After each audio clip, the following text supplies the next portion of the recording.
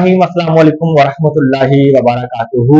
तो स्टूडेंट्स, आपको पता है कि हमने एक्सरसाइज 2.2 स्टार्ट की हुई है। तो उसका आज हमने करना है क्वेश्चन नंबर 3।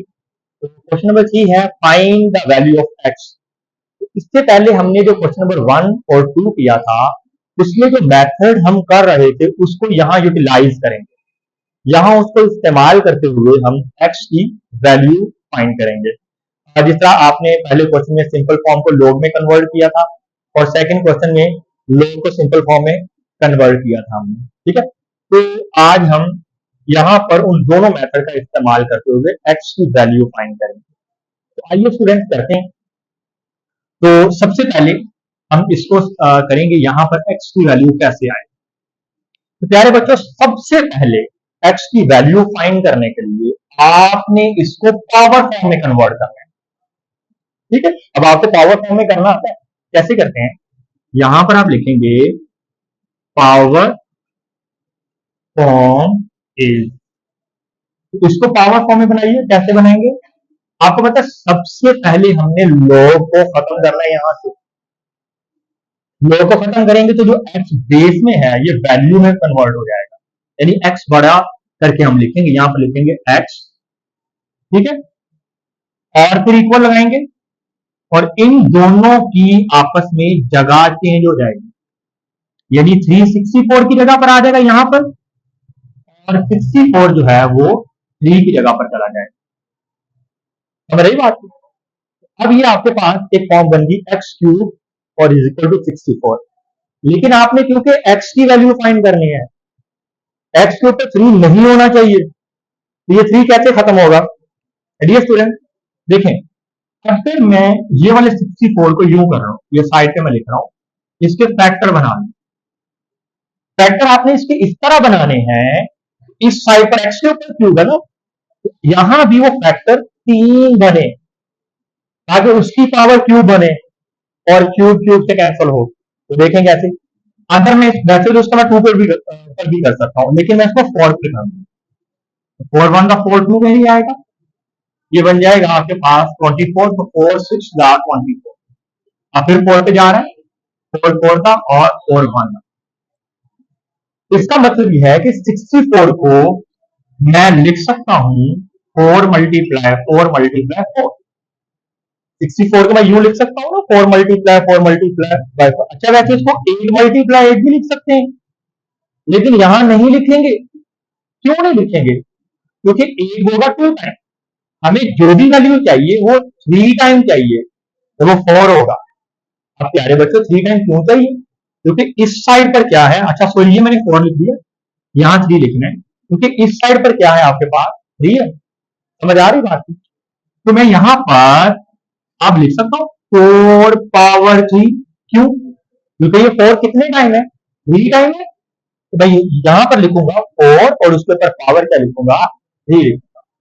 डियर स्टूडेंट, दोनों तरफ पावर 3 और पावर 3 आपस में क्या हो जाएंगी? कट हो जाएंगी। आपके पास देखें कितनी खूबसूरती से एक्स का आंसर क्या बन गया? 4 बन। क्लियर? इसी तरह हम इसका सेकंड क्वेश्चन भी करेंगे। यहां पर ये देखें, इसको भी आपने सबसे पहले पावर फॉर्म में कन्वर्ट करना है। तो पावर फॉर्म में कैसे कन्वर्ट करेंगे? देखिए, सबसे पहले लोग खत्म करेंगे और 5 लिखेंगे। 5 क्योंकि बेस से वैल्यू में कन्वर्ट होगा तो इसको बड़े साइज में लिखेंगे, और इस x को 1 की जगह पर ले आएंगे। तो 1 को कहां ले आएंगे? x की जगह पर। x को 1 की जगह पर लेकर आए तो यहां पर आएगा ऊपर 5 पे, और 1 x की जगह पर आ जाएगा u। प्यारे बच्चों, यहां पर समझ रही है आपको? अब देखिए, ये बड़ा कॉन्सेप्चुअल क्वेश्चन है, इसको बड़ा गौर से आपने समझना है। देखिए, हमें x की वैल्यू चाहिए, हमें x के नीचे बेस पे जो 5 है ना, ये नहीं चाहिए। अब ये बेस में 5 खत्म करना है, तो ये कैसे खत्म होगा? इसके लिए जरूरी है कि इस साइड पर भी बेस में 5 हो। जब इस साइड पर बेस में 5 होगा तो 5 5 से कैंसिल हो जाएगा और x का आंसर आ जाएगा। तो अब मैं कैसे इधर 5 लेकर आऊं? तो डियर स्टूडेंट, आपको पता होना चाहिए, मैंने आपको कल बताया था कि किसी भी चीज की पावर जीरो हो तो किसके इक्वल होता है, 1 के इक्वल होता है। दोबारा देखो, मैंने कल आपको बताया था कि किसी भी चीज की पावर जीरो ले लो तो वो किसके इक्वल आएगा, 1 के इक्वल आएगा। यानी anything power zero is equal to 1। आप ए पावर जीरो ले लो वो भी 1, बी पावर जीरो ले लो वो भी 1, आप 100 पावर जीरो ले लें वो भी 1 ही आएगा। तो मैंने यहां पर 5 पावर जीरो क्यों लिया, क्योंकि मेरे पास यहां पर इस साइड पर बेस में क्या है, 5 है, जिसको मैंने कट करना है।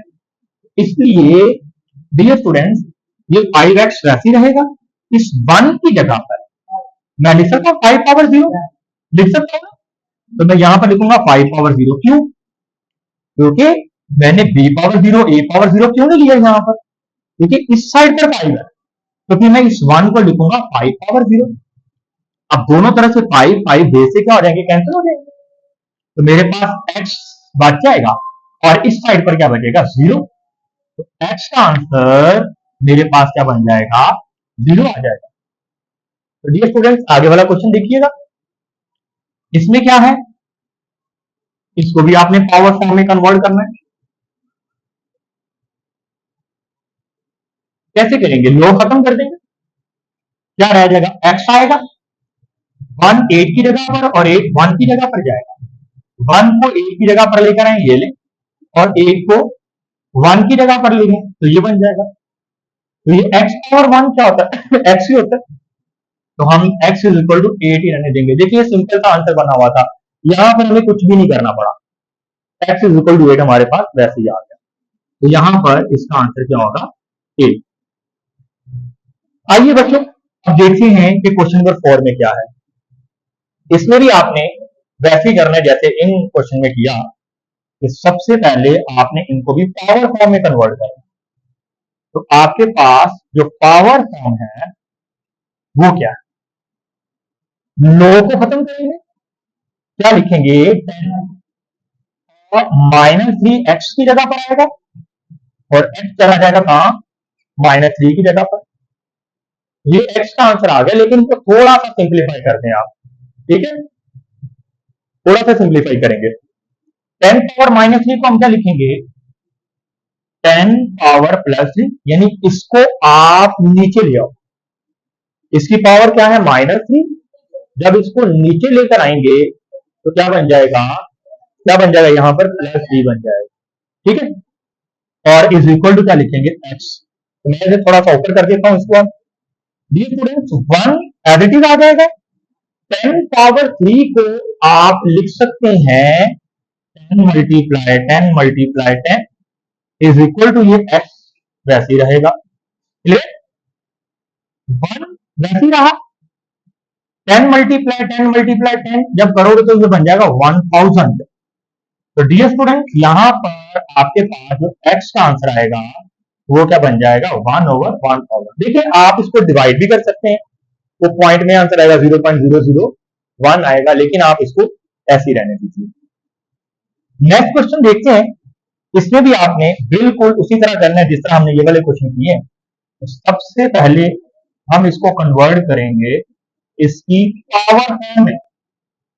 तो पावर फॉर्म में कन्वर्ट करने के लिए आपने लो को खत्म करना है, तो क्या आएगा, 4 आएगा और 3/2 x की जगह पर आ जाएगा, x 3/2 की जगह पर चला जाएगा। अब देखिए ये थोड़ा सा सिंप्लीफाई हो सकता है, ठीक है, कैसे हो सकता है, डियर स्टूडेंट देखिए आप 4 को लिख सकते हैं 2 पावर 2 और बाहर 3/2 एज इट इज आ जाएगा, समझ रही बात की, 4 को क्या लिख सकते हैं, 2 पावर 2, समझ आ रही है ना। अच्छा अब आपको पता है ये वाला 2 इस 2 से कैंसिल हो जाएगा, आपके पास क्या रह गया, 2 और उसके ऊपर पावर 3 रह जाएगी और ये साइड पर x वैसे ही लिखेंगे, क्लियर। 2 पावर 3 का मतलब होता है 2 को आपने 3 टाइम लिखना है, तो 2 2 इज इक्वल टू 8। तो ये आपके पास किसका आंसर आ गया, x का आंसर आ गया, ठीक है स्टूडेंट, समझ आ गई इसकी। चलिए आगे हम इसके लास्ट वाले पार्ट की तरफ बढ़ते हैं। तो इसको कैसे करेंगे, वेरी सिंपल, इसकी भी जो पावर फॉर्म है वो लिखेंगे आप, लो को खत्म करेंगे 2 आएगा x को 1024 की जगह पर लिखेंगे और 1024 जो है वो चला जाएगा x की जगह पर यूं। तो प्यारे बच्चों देखें, जो इधर काम किया था वही इधर बन रहा है, यानी आपने x की वैल्यू फाइंड करनी है, x के बेस में 2 आ रहा है, ये 2 इधर नहीं होना चाहिए, इस 2 को खत्म करना है। 2 को खत्म करने के लिए जरूरी है कि यहां पर भी बेस में 2 हो, तो फिर हम इसको क्या करेंगे, फैक्टराइज करेंगे और इसकी बेस यहां पर 2 बनाने की कोशिश करेंगे। तो वो कैसे करना है, जिस तरह यहां पर हमने ये वाला काम किया था वही काम हम यहां करने की कोशिश करेंगे। तो आइए ये साइड पे करते हैं इसको जरा। 1024 इसको 2 के साथ कीजिए तो क्या आएगा, 2 5 द 10, 2 1 द 2, 2 2 द 4। अब इसे कीजिए जरा 2 के साथ, तो ये बन जाएगा 2 2 द 4, 1 कैरी आएगा 11, 2 5 द 10, 1 कैरी आएगा, 2 6 द 12 बन जाएगा। ये 2 पे जा रहा है, 2 1 द 2, 2 2 द 4, 1 कैरी आ जाएगा 16, 2 8 द 16। इसी तरह प्यारे बच्चों हम इसको आगे करेंगे, ये इसकी स्टेटमेंट मैं थोड़ी सी रेज कर रहा हूं। 2 पे करें आप 2 6 का और 2 4 का, फिर इसी तरह आप करेंगे 2 3 का, 2 2 का, फिर इसी तरह आपने करना है 2 16 का और 2 8 का, एंड देन 2 4 का और 2 2 का, एंड देन 2 1 का। चलिए स्टूडेंट, अब आपने देखना ये, अच्छा मैं सारे तो यहां पर नहीं मेंशन करूंगा क्योंकि मेरे पास इतनी जगह नहीं होगी, मैं काउंट कर लूंगा कितने टू हैं, 1 2 3 4 5 6 7 8 9 और 10।